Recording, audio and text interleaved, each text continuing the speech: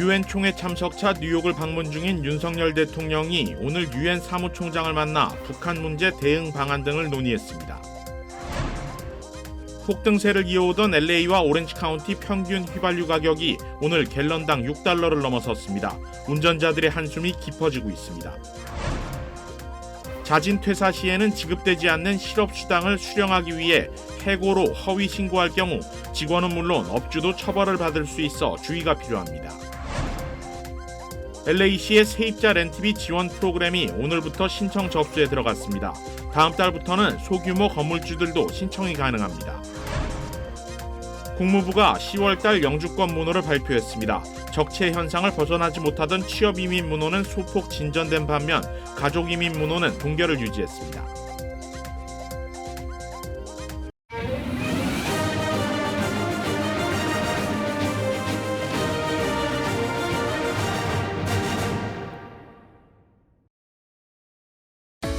한미은행이 꿈을 미래로 이어갑니다. 꿈을 도전으로, 도전을 기회로, 기회를 미래로. 당신에겐 언제나 한미은행이 있습니다. Bank on your dreams. 한미은행.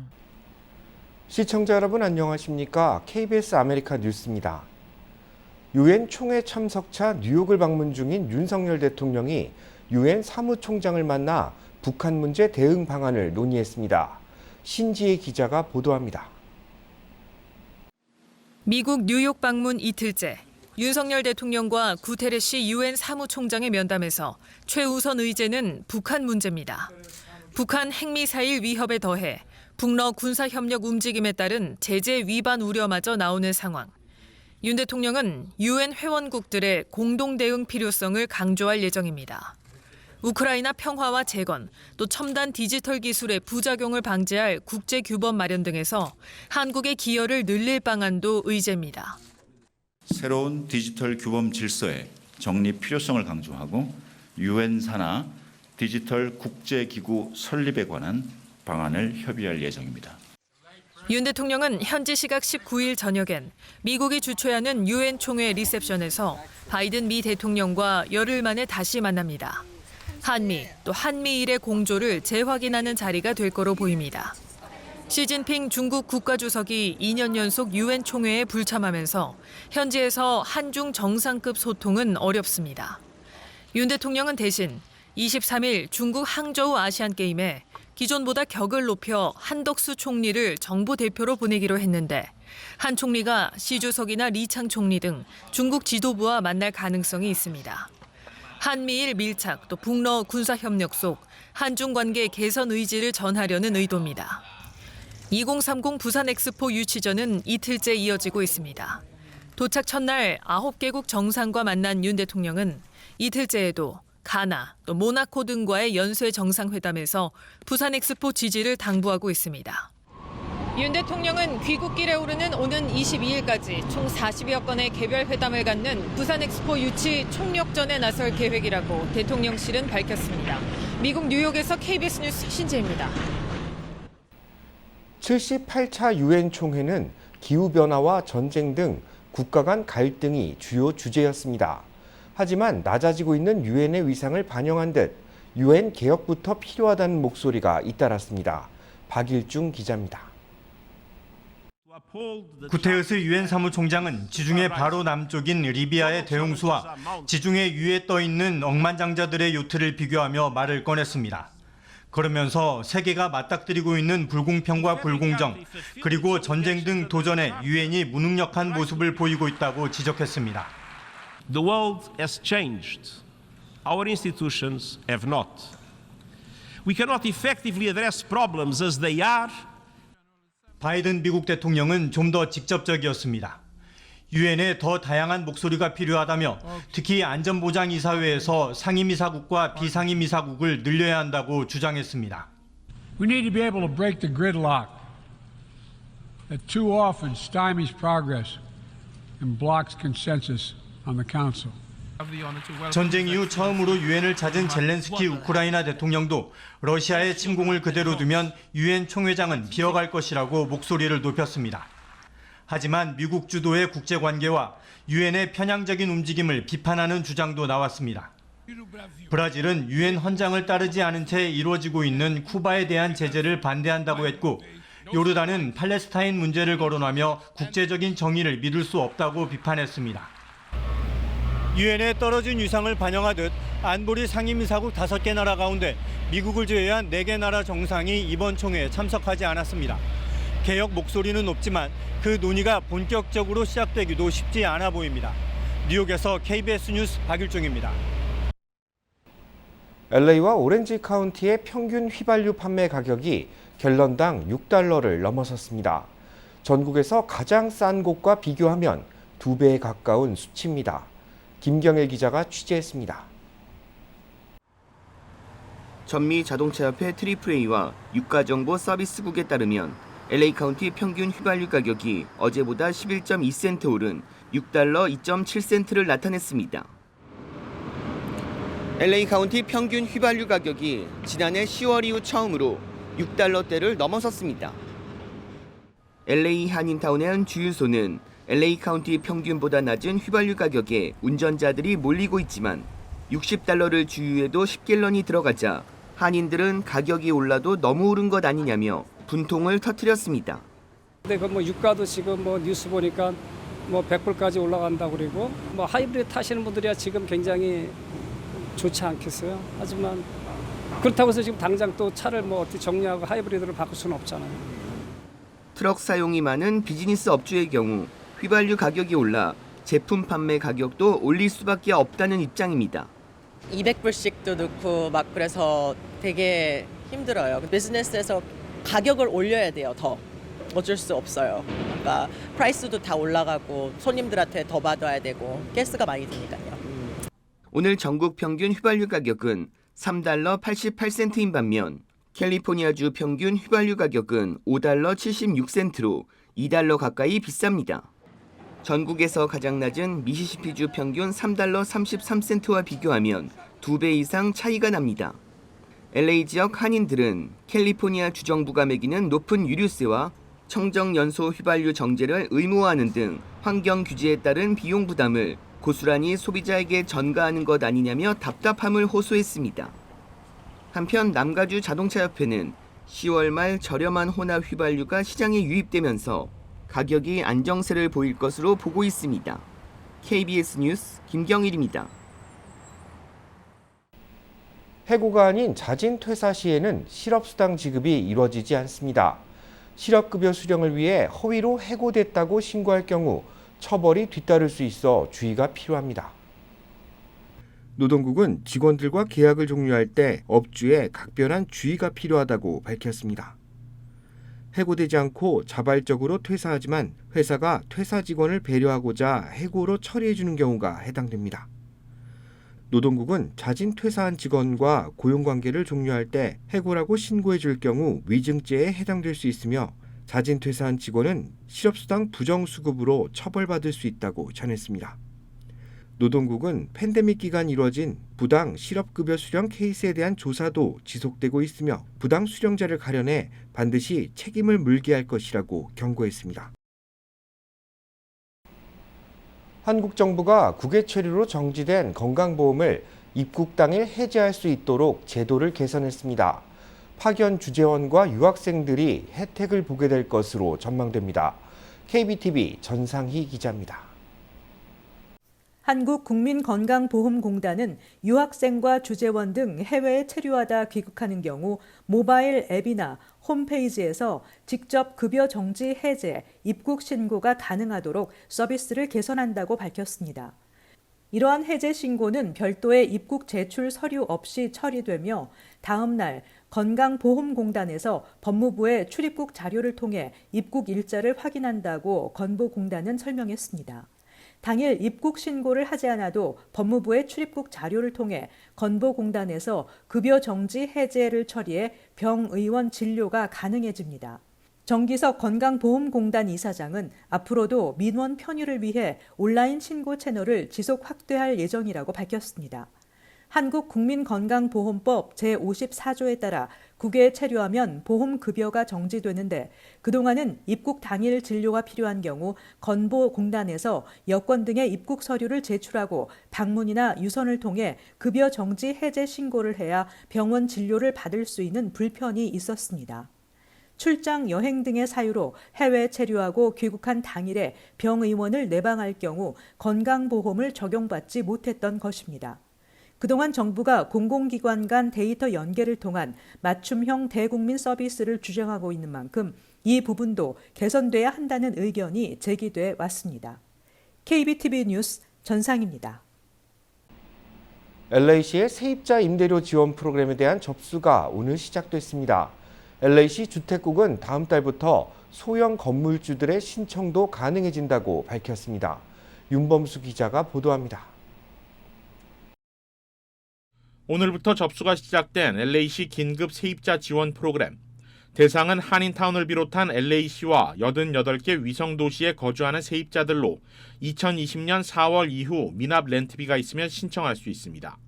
소득은 거주 지역의 중간 소득 기준 80% 이하이며 가족 중에 한 명이 실직했거나 납세 기준 소득이 줄었음을 입증해야 합니다. You have to have evidence of financial hardship in this one. It doesn't need to be related to the pandemic. 신청은 오늘부터 시작해 다음 달 2일 오후 6시를 기해 마감됩니다. 조기에 신청이 마감되지 않는 만큼 이 기간 사이 꼼꼼히 관련 증빙 서류를 확보한 후에 신청하는 것이 더 중요합니다. 이번 프로그램 지원은 2단계에 걸쳐 이뤄집니다. 다음 달 2일까지 우선적으로 세입자들의 지원 신청을 받은 후 다음 달 23일부터는 소규모 건물주들의 신청을 받을 예정입니다.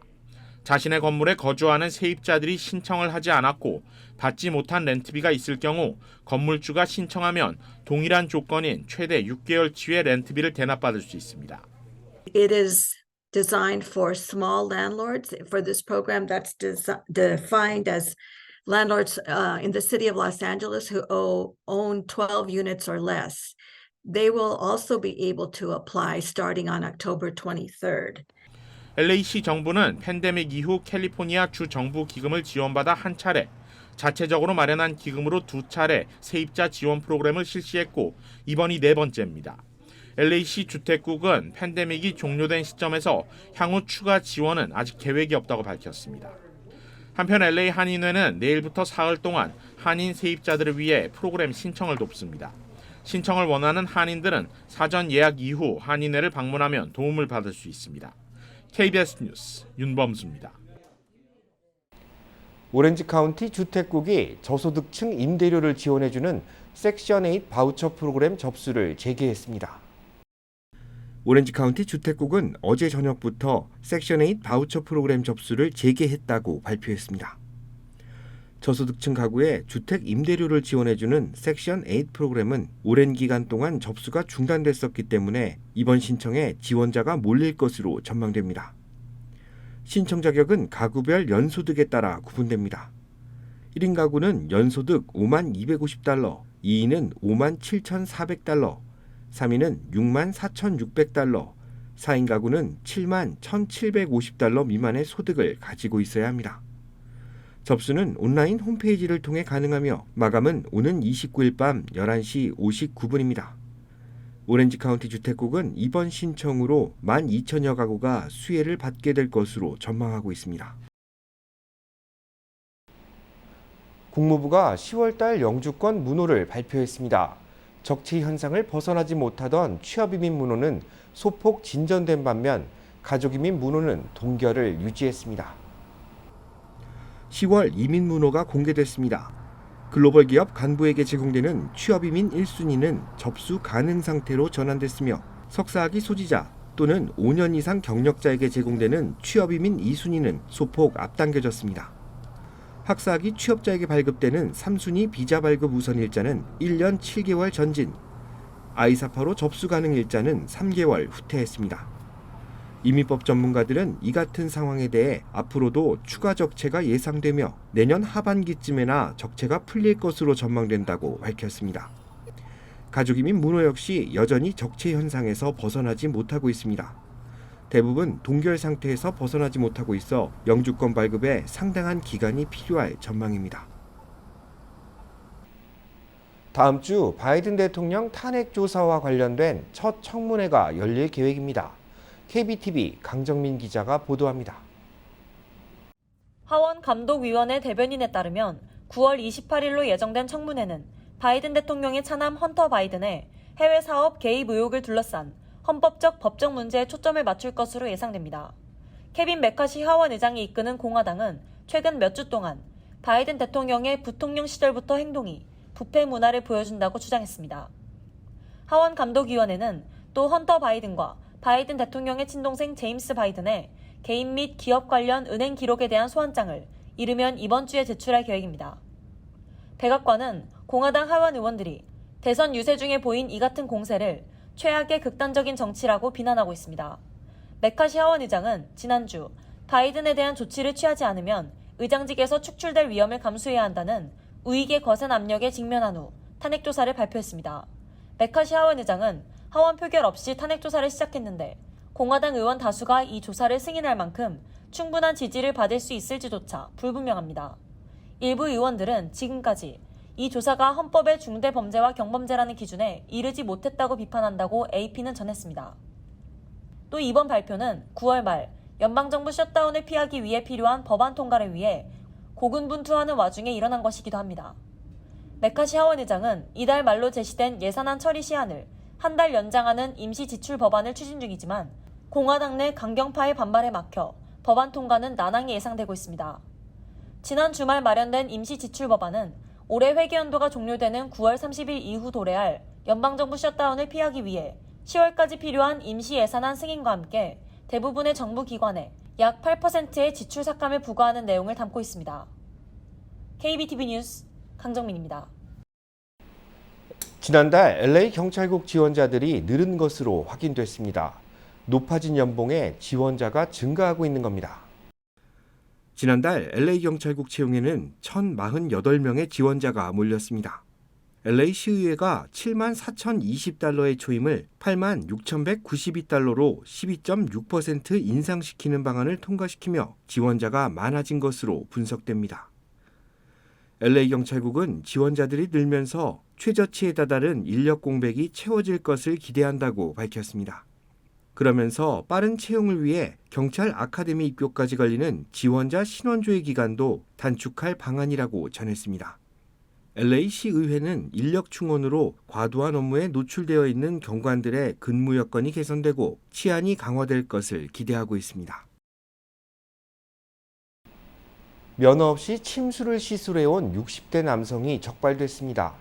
치료를 받은 환자는 심각한 폐 손상을 겪기도 했습니다. KBTV 김승주 기자입니다.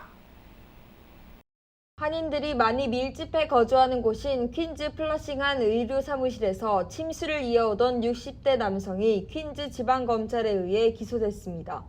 그에게 2022년 5월부터 약 6개월간 침술 및 부항 치료를 받아온 한 여성은 폐 손상으로 호흡 곤란 증세를 호소하며 쓰러져 병원에서 수술을 받아야 했습니다.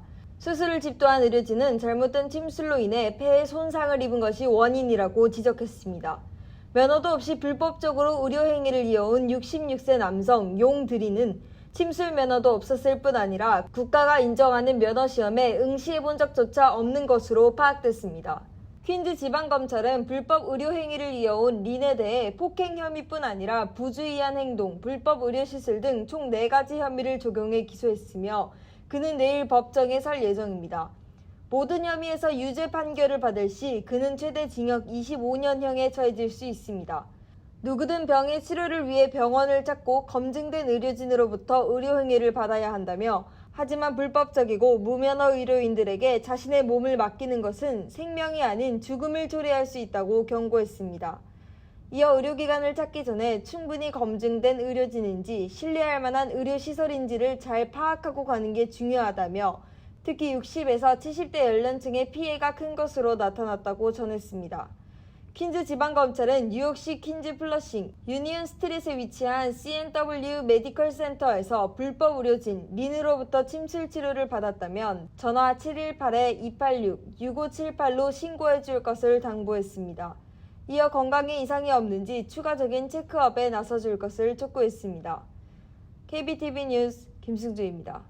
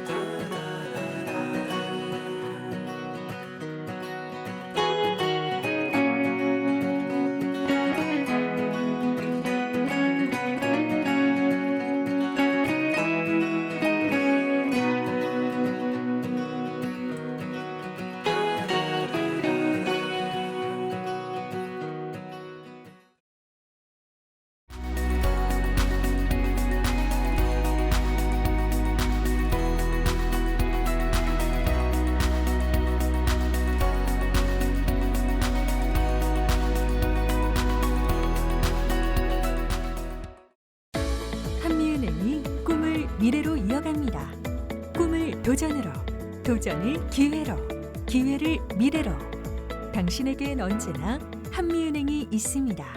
Bank on your dreams. 한미은행. KBS 아메리카 뉴스 마칩니다. 시청해 주셔서 고맙습니다.